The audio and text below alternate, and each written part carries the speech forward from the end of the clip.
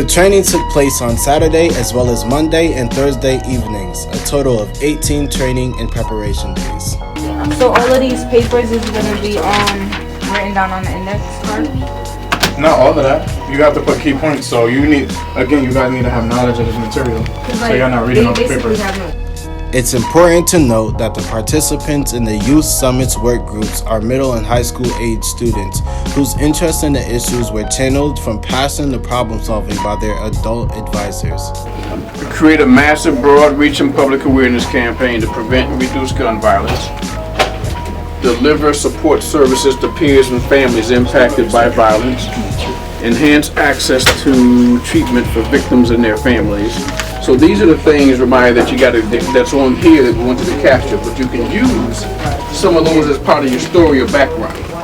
The consideration of data, coupled with reflections about personal experiences, enabled youth to recognize and analyze systems of inequality and consider personal commitment to confront and improve these systems. The reason why I'm here today is not so much to teach y'all the process per se. I think y'all have a lot of good ideas on what the process is, and some of you have been up to the legislature here, you testified, you've spoken on what you believe should happen here at the legislature. What I'm here to talk to you more about is how you move things from your perspective.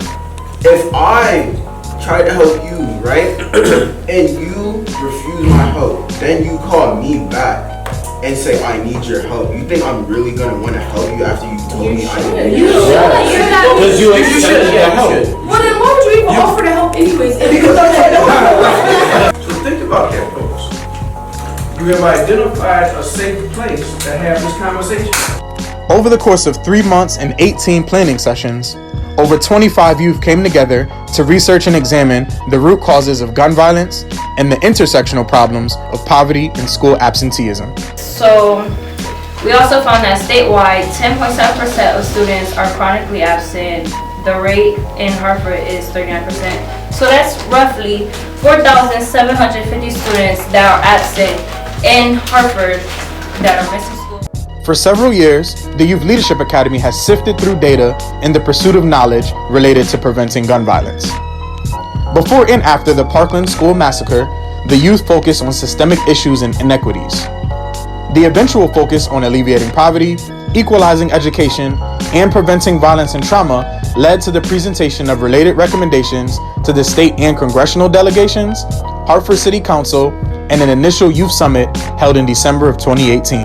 Thus, the youth were well positioned to take a deeper dive into the details as they prepared over 14 weeks for the May 18, 2019 Youth Summit. Because we want to save lives. Say save lives. Save lives. By way of a rundown on the preparatory work leading up to the summit, 6 youth teams participated in 14 weeks of training on the topics on which the breakout group centered on May 18th at Capital Community College. The high rate of gun violence in Hartford, the high rate of poverty in Hartford, chronic absenteeism of Hartford students, teen pregnancy, business and financial skill development, and positive role model mentoring.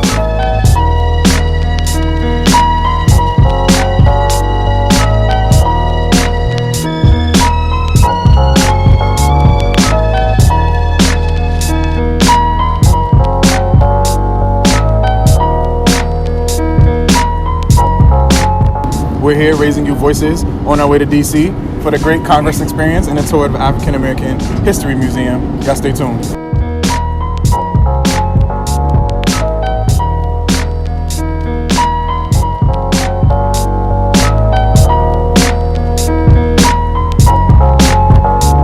I'm not expecting immediate results from DC trip, but I do know that once we speak to Congress and legislature, that they'll hear us out and then actually put what we say into consideration.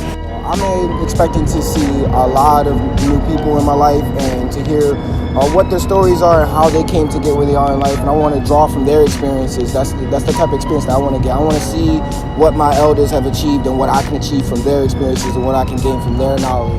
What I expect to get out of it is that we touch Congress to enact change for Hartford. Without our voices being heard, there's going to be no change, and we're a part of a minority group especially. So people are not going to want to hear us, and if we raise our voices, there will be change. Why do you think it's important for you to raise their voice in the community?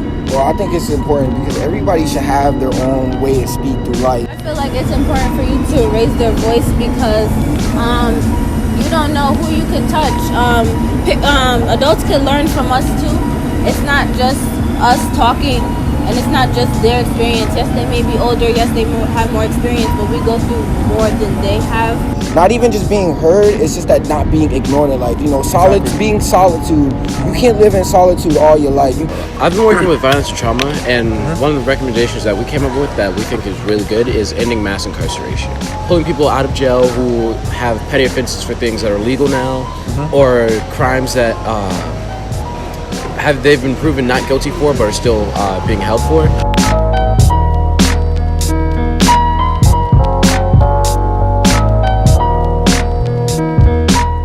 What's going on, y'all? The day is finally here. We are here, Washington D.C. live Congress to present in front of CT's congressional delegation. Our youth leaders are here, man. We have our coalition team here. We're getting ready to go to present these recommendations, man. They've been working so hard, and the time is finally here. Let's go inside and see what's up.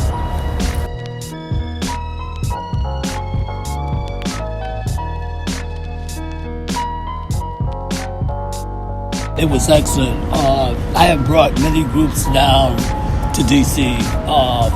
From the 90s to 2000. The 20 Love, Los Solitos, Latin Kings, in terms of talking about what they do. I have never brought a group that had facts and so much intelligence in terms of expressing themselves. So it's very powerful just seeing all our young folks speaking up today in front of our congressman, our state senator, and actually just empowering and bringing their collective voices together for overall change and impact. Well, I tell you, it's really refreshing to see our young men and women speak up and speak out about what's important to them. I thought that, I was so proud. It almost brought me to tears, didn't it? It really did. What I would take back home is that they are listening. We just have to keep giving them the information and giving them what we want done, because without us giving it to them, they don't know what to do and they don't know what we want. So that's what I would take back. Just the spirit of the group was tremendous, but the knowledge was even more so. I just think that the future, and I give credit to you and those that were training the group, to keep them focused on facts and what was happening, because they know, the things that's happening in the community is affected, whether it's crime, whether it's poor education, they're affected by it. The experience is so real. I feel like this experience needs to happen for a lot more youth that are trying to change their communities. It's becoming more awareness and letting us know that Congress is actually listening to us and wanting to help us. And I tell you, it just really did me proud.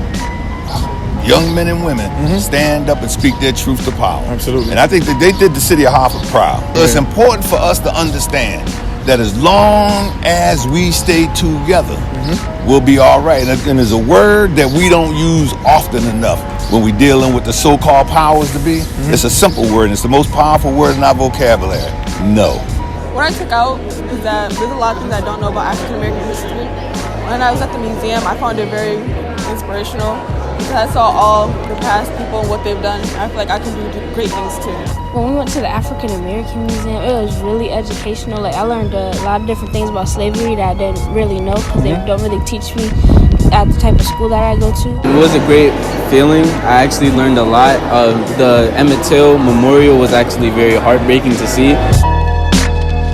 I didn't really know that they had a whole bunch of different statues and different facts about Connecticut in the Capitol. I didn't know there was so many different people that came from Connecticut to represent us here at the Capitol. All right, man, it's a wrap, man. We getting ready to leave D.C. Our youth did an amazing job presenting to Congress their recommendations and public policy research on preventing and reducing gun violence, violent crime in Hartford. Shout out to Congressman Larson, shout out to Senator Murphy, everybody that took a part of this amazing trip. Shout out to the entire Community Safety Coalition, all of our partners, all of our stakeholders. But definitely kudos and hats off to all of our youth for doing an amazing job out here, doing what we do and raising their voices, man. I'm Eddie Brown, Hartford Community's Kid Program Director. This is just a coalition. The movement and the work continues. Y'all stay tuned for so much more. Peace.